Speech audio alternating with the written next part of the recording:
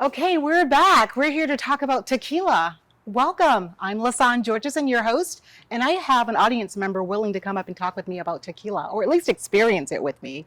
I'm super excited about this one because we're going to feature a celebrity tequila that is to die for. I promise you, if you've not had it, you're going to be like, oh my God, I have to have it. But I could be wrong. It's been a while since I've tasted it, but we'll get to tasting it and see what we think. I'm going to contrast it with two other tequilas and we'll go from there, see what we think about it. Come on over. Rebecca, please join me. And we're going to talk about basically the essence of tequila. So we're tasting, for the most part, silver tequila, 2 silver tequilas, and 1 reposado. So reposado basically is just aged at least 2 months minimally. Other than that, it's a blanco or silver tequila. All tequila styles, by the way, start out as silver or blanco. So nothing new there. Don't feel surprised by that. But the other thing that I find people always equate tequila to giving them like a bad headache or misbehaving. Like, no.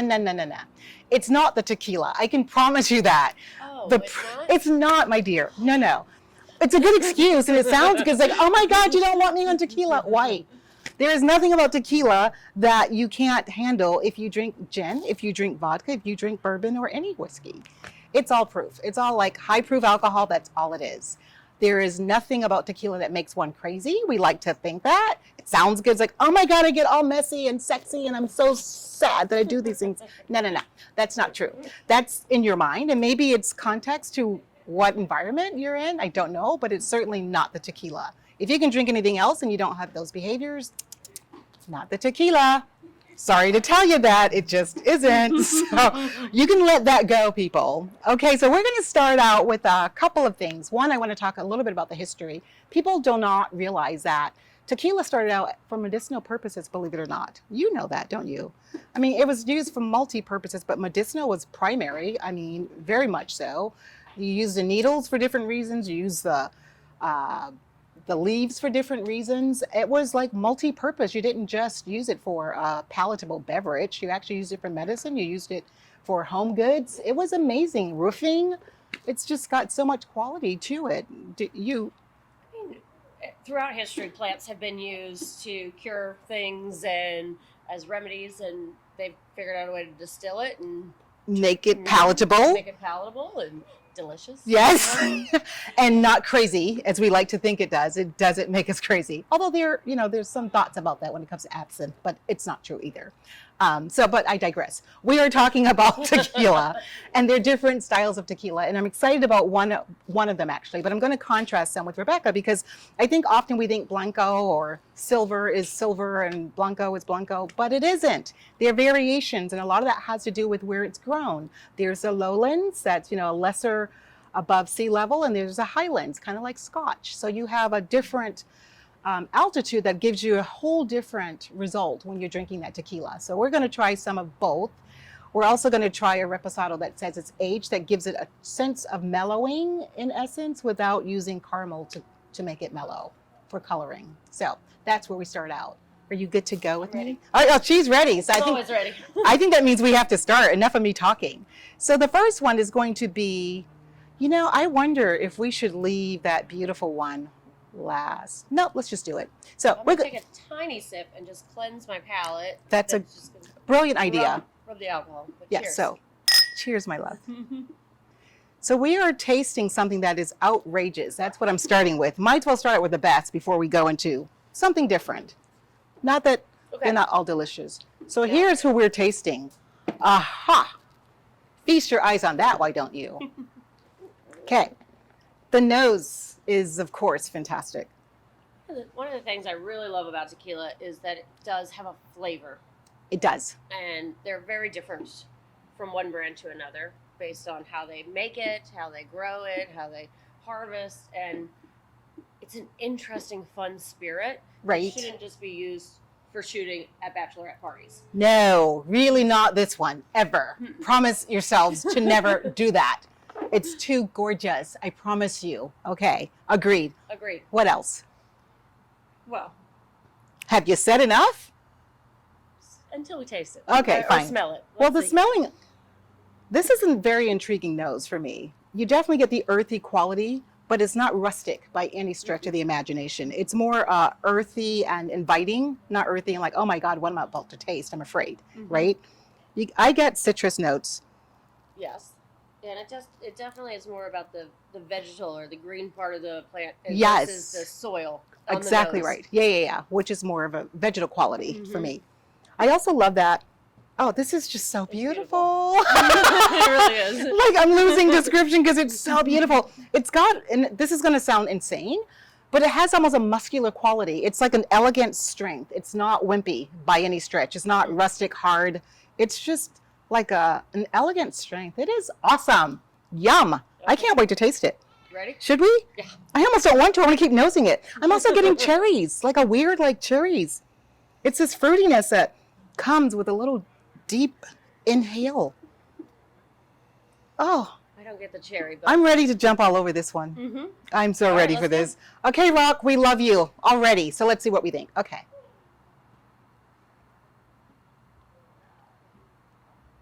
Wow. It's got a really nice, soft mouthfeel. Yes, 100%. I talk about mouthfeel, and people always look at me like I'm crazy. But some spirits, if you just put it and swirl it, it can be soft. It can be harsh. It can be heavy. It can like all those distracting experiences. But there is a feel. That one feels very light and soft. This is a babe of tequilas, and I can say that. My X series says I can say that. This is truly an elegant tequila. I promise you in every way. What's the proof on this? It's fairly high. I want to say it's 43. I didn't pay attention to it. But 40. It's 40, so it's average. It's the minimum proof in terms of alcohol by volume. The proof would be 80. But it's a beautiful expression of tequila. This is, and many of us think, all tequilas are all the same. They're really not. This is many steps above, like gorgeous tequilas. This just resonates with me. I feel all girled up with this, don't you? And no place to go. I'm just here talking with you, but this is outrageous. It's beautiful. The finish is fantastic. It's got a sense of dried flowers on the palate. It's definitely creamy, soft on the finish. It's got a slight bit of pepper, but not strange at all. It's delightful. Yes. Cheers to Dwayne Johnson. Well done. Teremana, this is terrific. Now, do you know anything about Dwayne Johnson and his involvement in the tequila? Actually, by the brand? Great question. I love that he's not your typical celebrity. He hasn't just slapped his name on something. He actually bought into being a part of this family, and he's investing in that family to make sure that their roots stay clear to what their purpose is. It's all about family. That's nice. Which goes back to Teremana, the meaning, right? Teremana, I should say. But I just like that his involvement is really from the heart. It's not about publicity or ambassadorship. He's a rare person that way. He's invested in it because he wants to do well with that family, for generations to come. So we're stoked. Yes. Shall we move on? Well, I hate to, but we must move on. We always sip it last to make sure our palates are enjoying. Yes, I'm going to have a little water in between just because. Might as well. So now we have another one, and this is the center one. Same color, not very different than the gorgeous one we just had. But what you might notice is the amount of viscosity in the first one. I don't know if you can capture that, than the second one. There's a little more viscosity on the Teremana. It's the weight. Yep. So that tells you, in this case, it's the actual weight of the alcohol. Okay, so this nose is completely different. Oh, wow, It's night and day different, right? Yeah, this is different. So you notice this has a more rustic nose. It's earthy as in woodsy, as in not attractive. It's not bad, but it's not that elegance that we were experiencing on the first. I feel like you smell much more of the dirt. You do, yes. The leaves. Yes, I would agree with you. You don't get that sweetness that we got on the first one. It's a different nose. Yeah. And by the way, this is a very common tequila that most of us drink. We're not mentioning names. There's no sponsorship here. But I chose this because it's from the lowlands versus Teremana is from the highlands. So that's already, the nose tells us something different about this tequila. So nose-wise, we agree it's definitely different. There is some buried citrus notes for me, but it's just harsh of earthiness, woodsiness. It's soil, not attractive. Alcohol coming off of it. Yeah. You don't want to stick your nose in so much. This one didn't Jump like out, rubbing alcohol. right? It didn't jump out at you as harsh and like, oh my God, you're burning. No, I think this is the same proof as this one, so it'll be interesting to tell on our mouth. Right. And so that's a brilliant point, because proof being the same, what brings out the worst characteristic in a spirit? So all things being equal, we're looking at you are what you are. And this is from the lowlands, and Teremana agave is from the Highlands. So that's already a distinction in the product itself, the main ingredient. So let's go ahead and give it a go.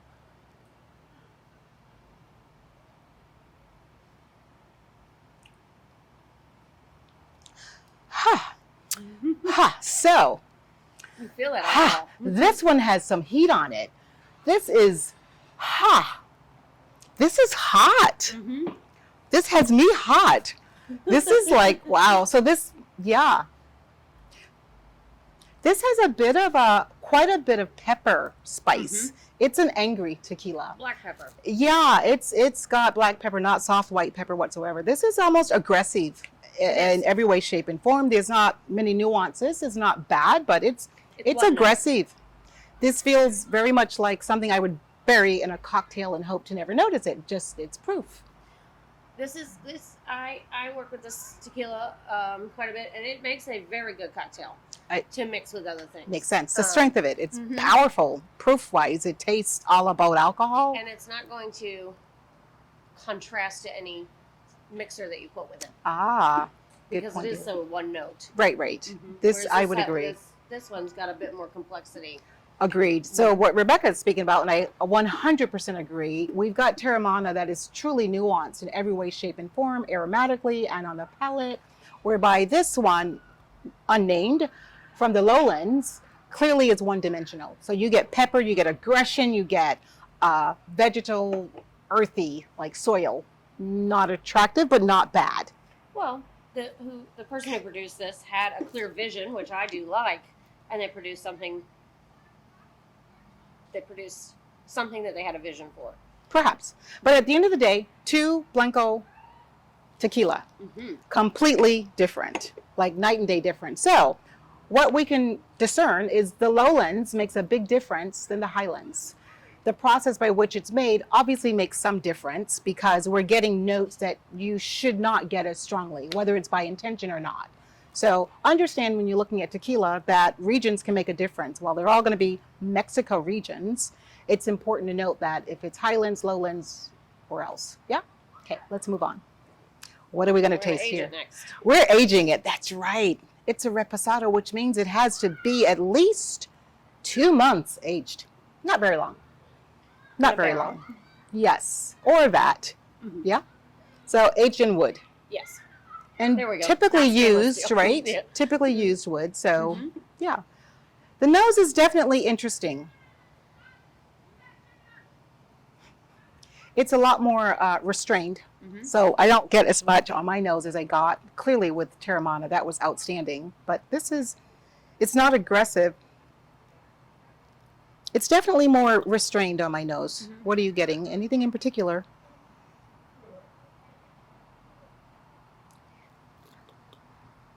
I'm anticipating, based on the nose, even though I know that this is not how it works, I'm anticipating something that's going to be a little, like a sweeter flavor. Yeah. But I think I'm going to be surprised once I put it in my mouth. But I wouldn't argue with you there, because you would say it's going to be sweeter because of the nose? Yeah. Yeah, so interesting perspective. Smell sweetness. Yeah. Well, you can. I do get where you're going, because you can taste, you can smell a fruitiness, which in gives us an imagination of sweetness.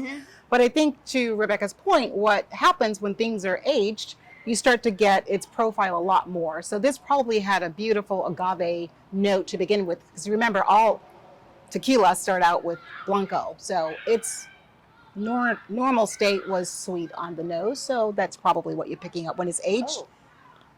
Oh, a new nose. I do get some pepper at the end. It's pepper and a little bit of perfume. It's more of perfume for me than fruit sweetness. Yes. Yeah? Yeah. Okay, let's give it a go. Yeah. As it aerates, we both like, whoa, pepper said hello. Okay.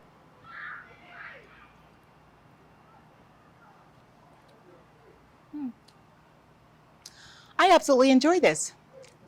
It's got the burn that we suspected because it's pepper on it.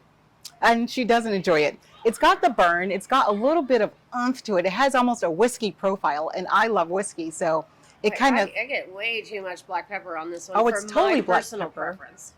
It's black pepper, but it's softened. Mm-hmm. If you contrast it with that middle one that's from the lowlands, just go back and forth and see what's got pepper. That's angry pepper. Mm-hmm. This is a mellowed pepper. This to me makes a gorgeous, yes. Yeah, no, this would make a good like a very spirit-forward cocktail with this. Yes, with a bit of spice. Mm-hmm. You wouldn't need to add the spice. No, you would not need to add the spice. So like a tequila old-fashioned or something like that's not going to have a lot of mixer with it. This would be very good. Agreed. Mm-hmm. I absolutely enjoy this. But again, I like bigger, not necessarily angry as the middle one was, but this is quite lovely. And it's from the Highlands, but it's aged.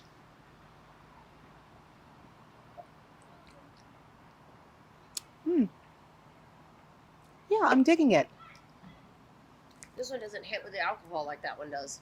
Well, no, it doesn't. And actually, it's higher alcohol. Is it? It's higher alcohol. But that, I think, is the quality of aging it in wood. Is wood softens it Sure. a bit. And It's the effect of aging it in wood. the harshness of the alcohol punch. Agreed. That's what wood does, right? It Mhm. imparts flavor and it also softens it, mellows it out. Rounds it. It's like, oh my God, I've been hanging out in this vat for all this time and I am just happy, fat, and lazy. Mm-hmm. And it is quite that on the palate. It's delicious. It's yum. In just 2 months, like it can go from The middle one to the last one. The middle one was a little rambunctious. It was out of control, a little upset, having a tantrum. And this one's a little chill. I'm going to go back to our first one. Why not? I want to cleanse my palate with that gorgeous Teremana. Let's go for it. Okay. Oh, the nose is even really more is beautiful. floral. It really is.